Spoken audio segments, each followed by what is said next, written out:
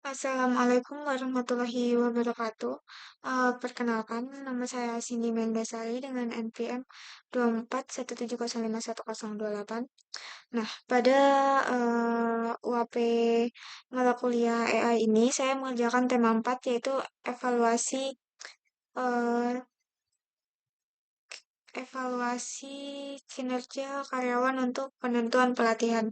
Nah, judul proyek yang saya buat adalah sistem Fuji Logic dan sistem pakar untuk evaluasi kinerja karyawan dalam penentuan pelatihan kerja. Dalam perusahaan, evaluasi kinerja karyawan seringkali bersifat subjektif. Misalnya, seorang karyawan dianggap memiliki komunikasi yang baik atau kerjasama tim yang cukup, namun penilaian tersebut sulit diukur secara pasti. Oleh karena itu, dibuat sistem menggunakan Fuji Logic untuk mengubah penilaian yang samar menjadi nilai numerik. Kemudian, sistem pakar digunakan untuk memberikan rekomendasi pilihan yang sesuai. Eh, Sistem ini menggunakan jurnal Nugraha Ningsih yang terbit pada tahun 2022 yang berjudul Pengaruh Komunikasi dan Kerjasama Tim Terhadap Kinerja Karyawan dengan Stres Kerja sebagai Variabel Pemoderasi. Berdasarkan jurnal tersebut, dipilih tiga variabel input, yaitu yang pertama ada komunikasi, kedua ada kerjasama tim, dan yang ketiga ada stres kerja. Output, output sistemnya adalah tiket tingkat kinerja karyawan. Nah, di sini sistem memiliki tiga variabel input. Yang pertama ada komunikasi, lalu kedua ada kerjasama tim, dan yang ketiga stres kerja. Masing-masing variabel memiliki rentang nilai 0 sampai 100. Sedangkan output sistem adalah kinerja karyawan dengan kategori rendah, sedang, dan tinggi. Selanjutnya di sini kita import, lalu setiap variabel menggunakan tiga fungsi keanggotaan.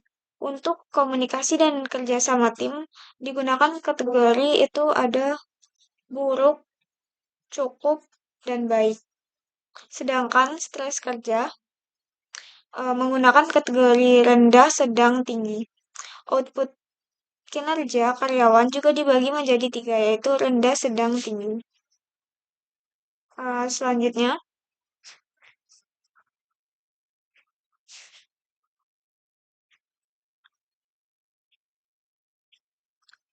jadi, fungsi keanggotaan digunakan untuk menentukan derajat keanggotaan setiap nilai input. Untuk variabel komunikasi dan kerjasama tim itu ada dari kalau buruk 0, 0, 50, terus cukup itu 30, 50, 70, terus kalau baik itu 50, 100, 100. Sedangkan untuk variabel stres kerja itu ada rendah 0, 0, 50, terus kalau sedang itu 30, 50, 70, terus tinggi itu 50, 100, 100. Untuk output kinerja karyawan, kalau rendah itu 0, 0, 50, sedangkan sedang itu 30, 50, 70, kalau tinggi itu 50, 100, 100. Nah, di sini codingannya. Selanjutnya masuk ke visualisasi fungsi keanggotaan. Nah, visualisasi berikut digunakan untuk menampilkan grafik fungsi keanggotaan Fuji pada setiap variabel input dan output.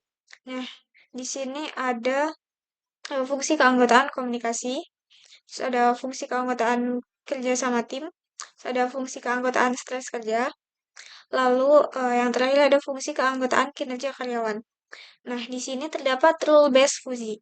Rule-based merupakan kumpulan aturan if-then yang digunakan untuk menentukan tingkat kinerja karyawan berdasarkan komunikasi, kerjasama tim, dan stres kerja. Aturan yang digunakan itu ada 10. Yang pertama, if komunikasi baik and kerjasama tim baik and stres kerja rendah, dan kinerja tinggi. If komunikasi baik and kerjasama tim baik and stres kerja sedang, dan kinerja tinggi. If komunikasi cukup, and kerja sama tim baik, and stres kerja rendah, dan kinerja sedang. If komunikasi baik, and kerja sama tim cukup, and stres kerja rendah, dan kinerja sedang. if komunikasi cukup, and kerja sama tim cukup, and stres kerja sedang, dan kinerja sedang. If komunikasi buruk or kerja sama tim buruk, dan kinerja rendah. If stres kerja tinggi and komunikasi cukup, dan kinerja rendah. If stres kerja tinggi and kerja sama tim cukup, dan kinerja rendah. If komunikasi baik and kerja sama tim buruk, dan kinerja sedang. If komunikasi buruk and kerja sama tim buruk and stres kerja tinggi, dan kinerja rendah. Nah, di sini merupakan codingannya untuk role based fusinya. Selanjutnya merupakan pembentukan sistem fusi. Pada tahap ini, seluruh role fusi digabungkan ke dalam sistem kontrol fusi. Sistem akan menghitung nilai kinerja karyawan berdasarkan input manual dari user. Selanjutnya, di sini input manual user. Jadi, sistem menerima input manual dari user berupa nilai angka 0 sampai 100 untuk setiap variabel input. Input yang dimasukkan itu ada 3. Yang pertama ada komunikasi, setelah itu ada kinerja sama tim, dan yang ketiga itu adalah stres kerja. Ini codingannya. Terus di sini saya telah memasukkan inputnya, yaitu untuk nilai komunikasi itu 80, sedangkan kerja sama tim itu 85, dan untuk nilai stres kerja itu 30. Maka hasilnya yaitu uh,